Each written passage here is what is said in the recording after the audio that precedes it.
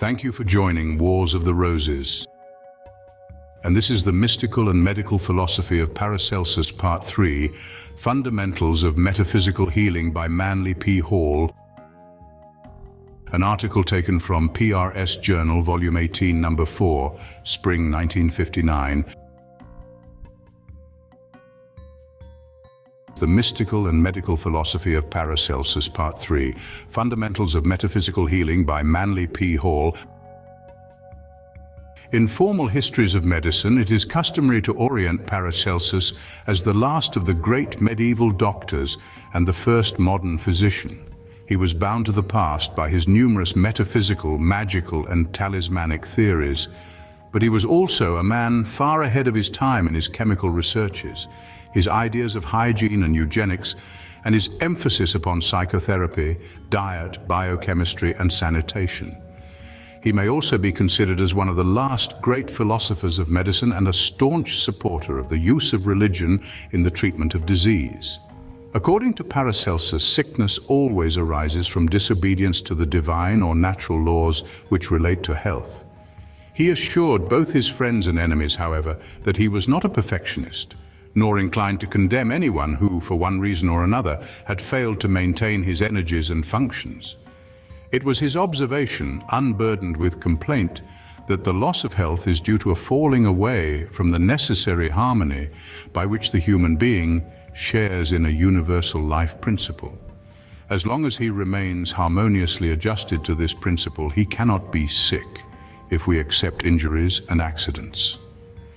There are many ways by which a person may deprive himself of nature's benevolence.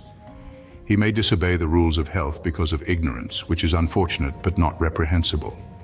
He may be the victim of superstition, which causes him to cling to false doctrines or suffer from the popular prejudices of the medical profession. He may lack the courage to face emergencies.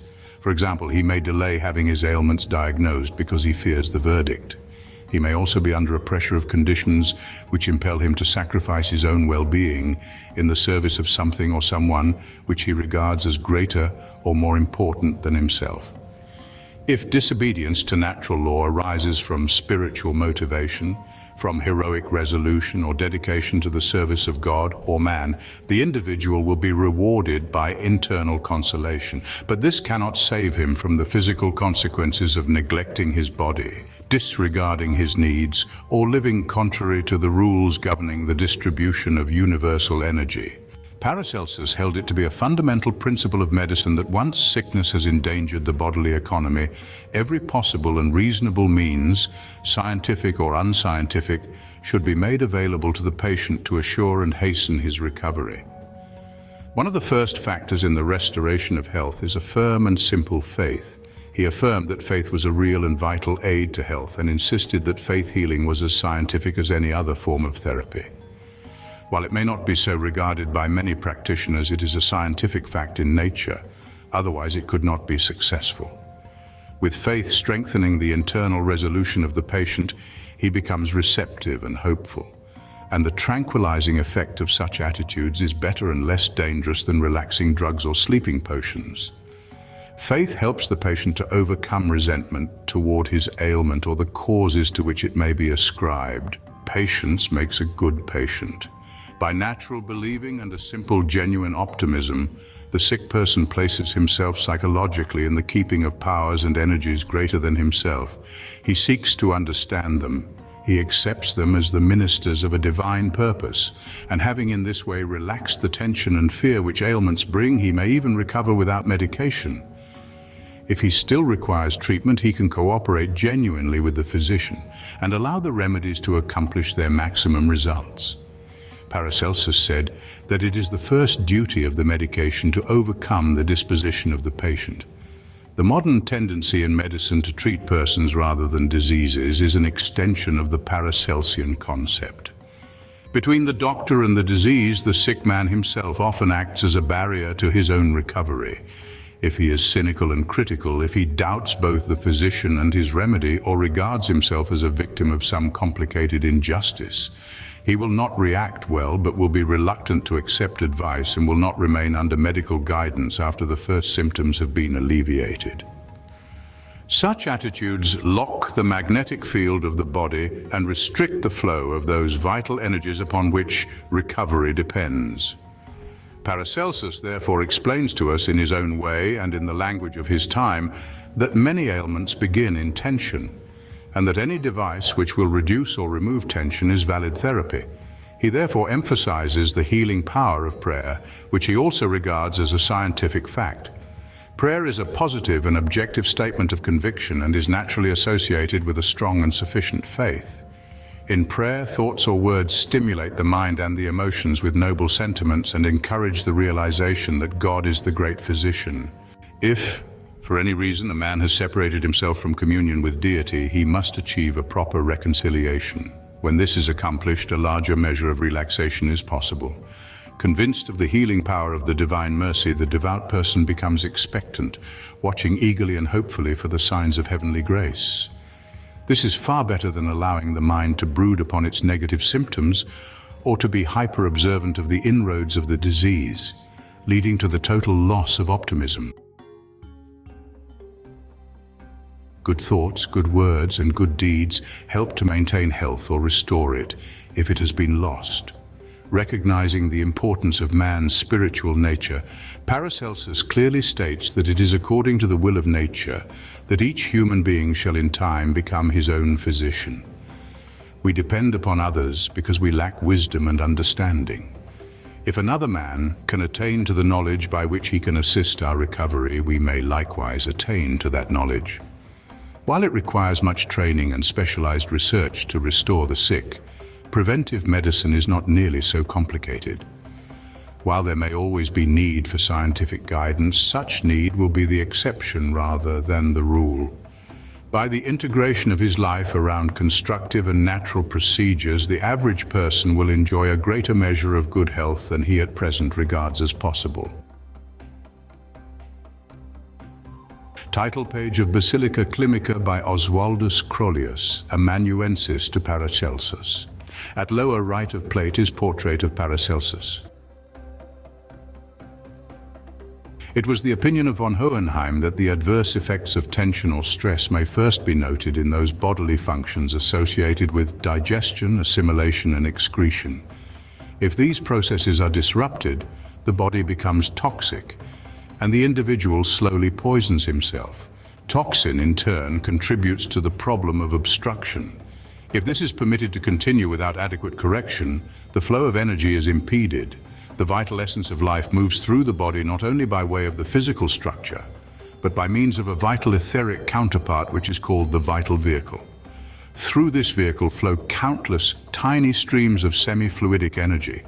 The common experience of an arm or leg going to sleep because the normal circulation is temporarily impaired results from the obstruction of the vital body.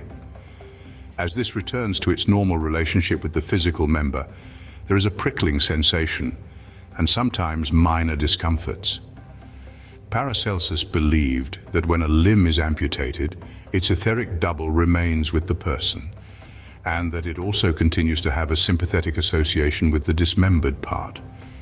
He gives an example where an amputated leg was put in a wooden box and buried in the ground. The patient continued to report discomfiture where the leg had been. Finally, the box was unearthed and opened, and it was found that a nail used to fasten the lid had penetrated the severed leg. The nail was removed and the patient no longer suffered discomfiture. Lord Nelson also wrote that he felt pain in his own amputated arm for years, and when in the dark, often had the feeling that the arm was still present.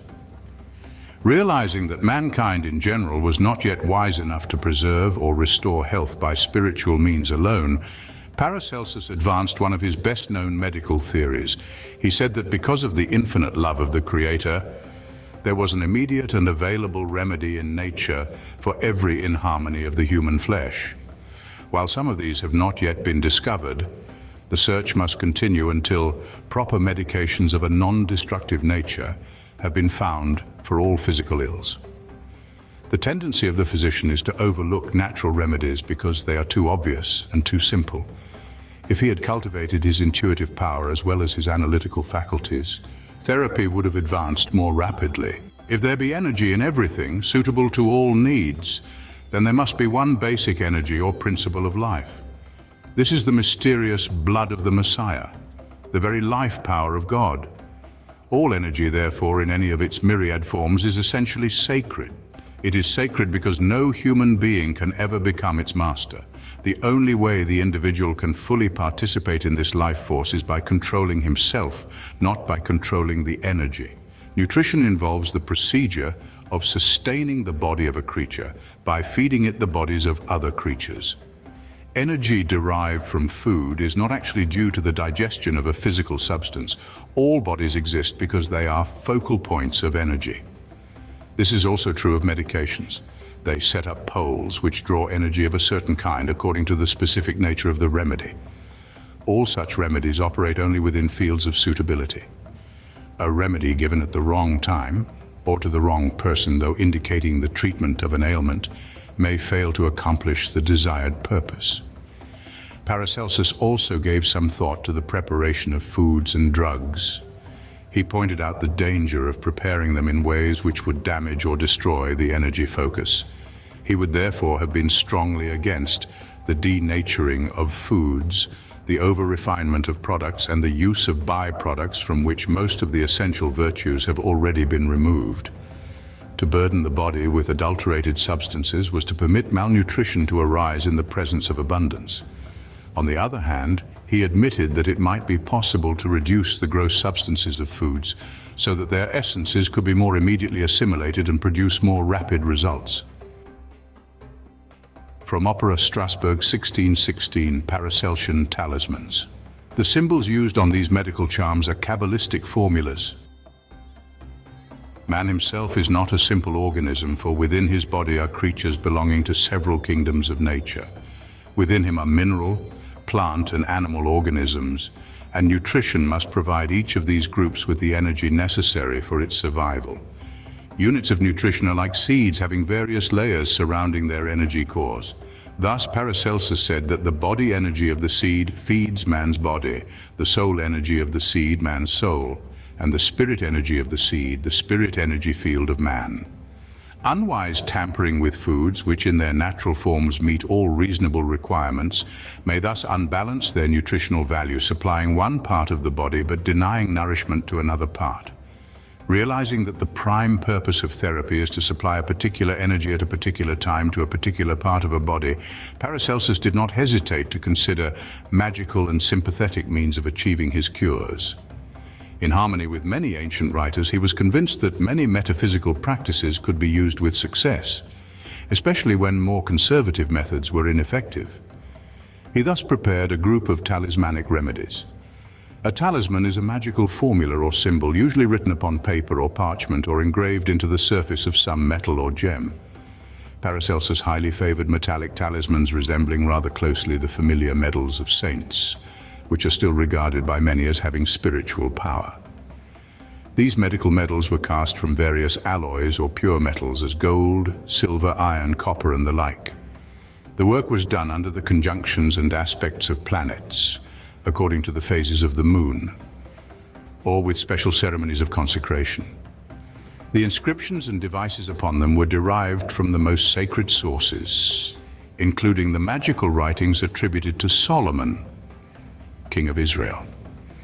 In some cases, talismans were designed particularly for a special patient, but often they were kept in readiness in the same way that drugs were available from the compounding of prescriptions. When Paracelsus observed that a patient was suffering from a particular debility, he would prescribe one of these talismans, which was to be worn by the patient, usually over the heart, for the purpose of attracting sidereal energies from space and focusing them within the magnetic field of the sick person. Small amounts of magnetic metals and other materials were also administered internally, often in the form of powders to dissolve in wine. Recent experiments with the therapeutic properties of meteoric iron and the elixir of gold seem to sustain the Paracelsian concept. Discovering that plants and shrubs growing in various regions, as upon high mountains or where the earth is strongly impregnated with metals, absorbed special qualities, he selected even his most common remedial plants with the utmost care. Thus he might have several varieties of the same plant, carefully labeled as to the time and region associated with their gathering. While he was ridiculed for such practices, his adversaries were forced to admit that he attained extraordinary success where orthodox methods had been ineffectual. The Swiss Hermes fashioned a ring of antimonium. Upon it he caused sacred signs to be placed. This he wore when treating the sick. When he observed certain symptoms, he would place this ring on the finger of the patient. On one occasion, it has been testified the ring drew the poisons from the body so rapidly that it seemed to melt and literally fell from the finger of the sick person in a semi-dissolved condition. In his search for curious remedies, Paracelsus made several discoveries which were far out of the thinking of his time. He presented an idea to the professors of medicine at the University of Basel which horrified them. Von Hohenheim told them flatly that the excrements of the human body contained powerful remedial agencies and that this field should be thoroughly explored. Such research, however, held slight charm for distinguished savants who would not even contaminate themselves by taking the pulse of a sick man, but employed a secretary for the purpose.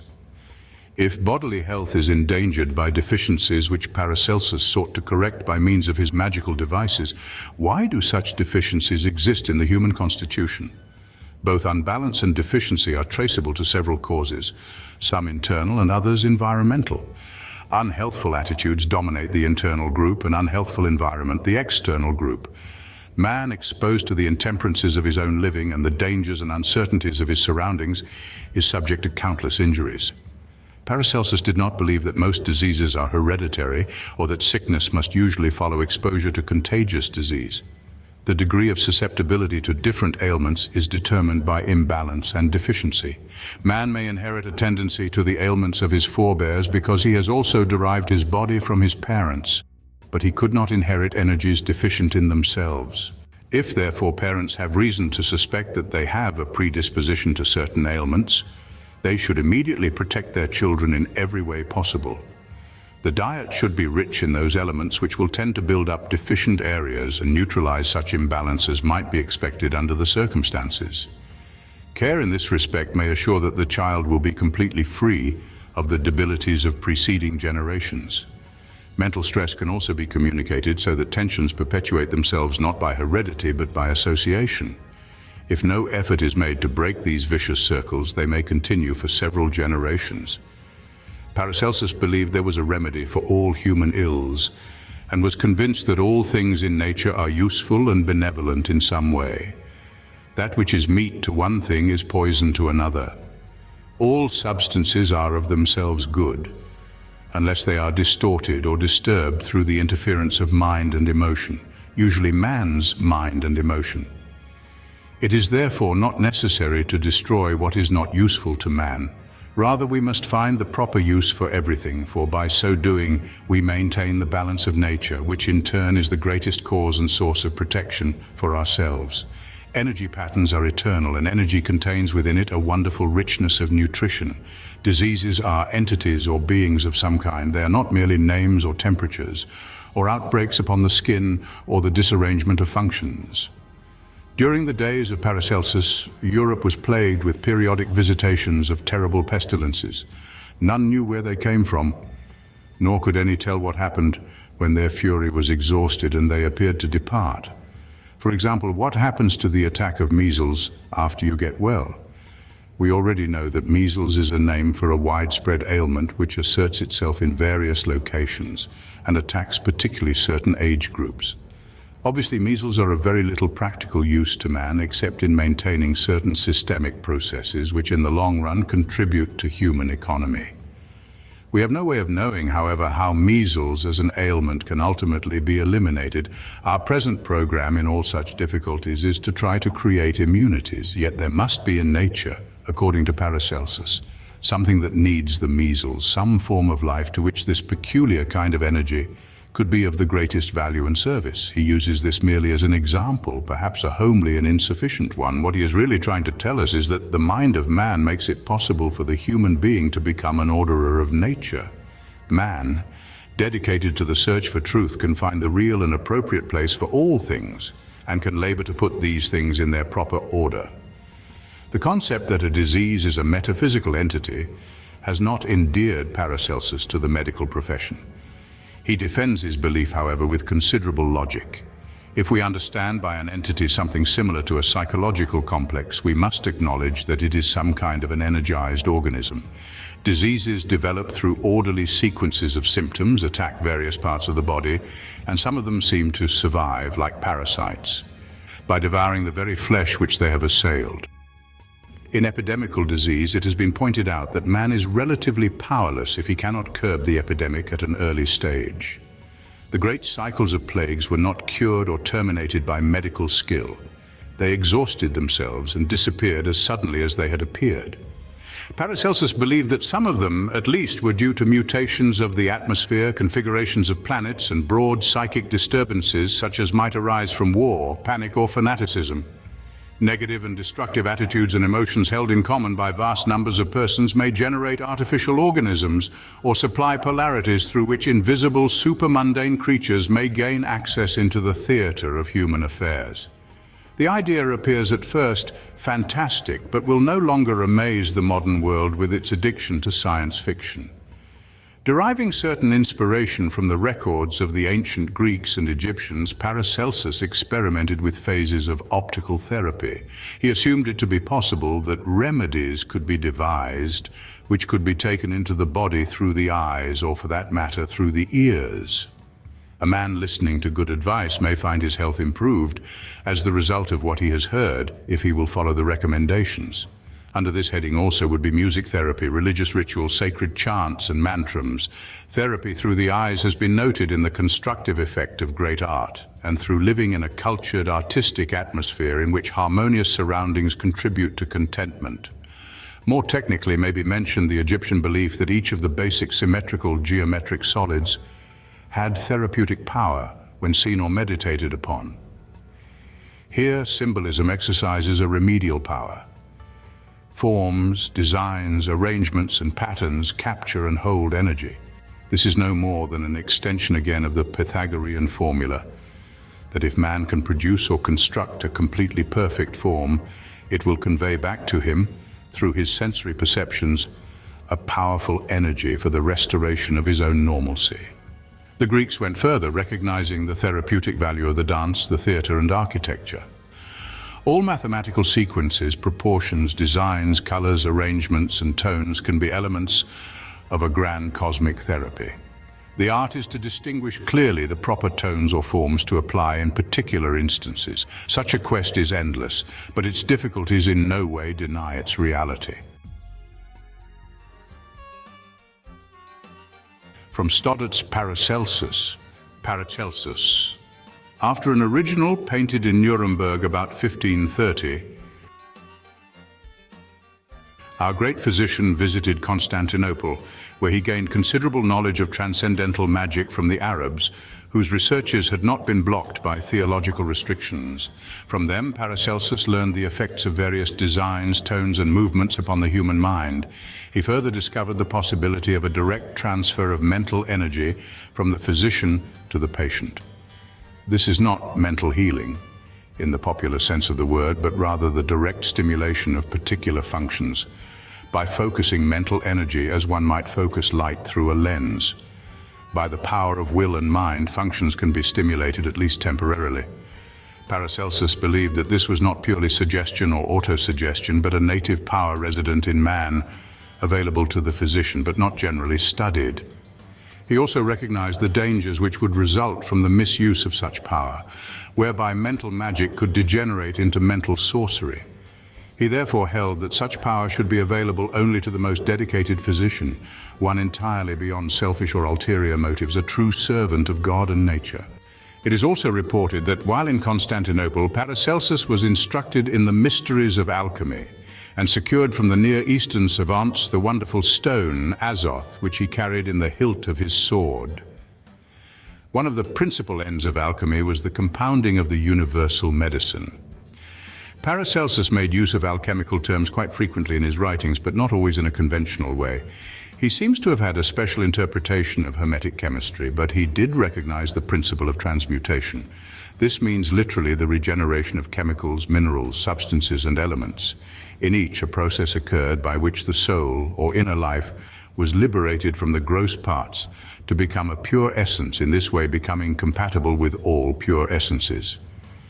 Such alchemical medicines were particularly suitable to the transformation of man's inner life. They strengthened his spirit and made possible the victory of consciousness over matter. This process also, Paracelsus affirmed, to be completely scientific, free of all metaphysical speculation and vagary. It depended upon man's discovering the essential nature of each substance and assisting this substance to the perfection of itself. Such perfected substances, in turn, became available as medicines to restore the harmony and equilibrium of troubled bodies, hearts, and minds. One of the most fabulous of the Paracelsian remedies was his mumiae, a substance originally derived from the mummified remains of the Egyptian dead. Later, however, the concept was extended to certain materials which served as energy magnets. They could draw toxins of many kinds from the body to themselves, as the lodestone attracts iron. Once permeated with the vibration of a disease, the mumiae could be taken away and brought into contact with some organism which, for the preservation of its own life, could assimilate the vital forces detrimental to man. For some reason, Paracelsus regarded with extreme anxiety the idea of simply attempting to destroy a disease. Perhaps he regarded it as having a kind of immortality. If taken from one body and not provided with a new habitat, it might continue in the atmosphere and attach itself to some innocent person. Oriental magic includes such beliefs, and in certain forms of demonism, it was necessary to find for an evil spirit some place where it could reside. Thus, in the Bible, demons driven from men were transferred to a herd of swine. Reasoning from his favorite concept that everything was useful for something, Paracelsus sought to achieve a universal benefit, even as he treated the sick. The concept of sympathy immediately suggests the concept of antipathy. If certain things are drawn together by similarities, other things may be strangely bound by their dissimilarities and antagonisms. By opposing motives, a man may be as dependent upon his enemies as upon his friends, and one may influence him as much as the other. Therapeutically speaking, sympathy consists in supporting like with like, or nourishing the good by supplying it with more like itself.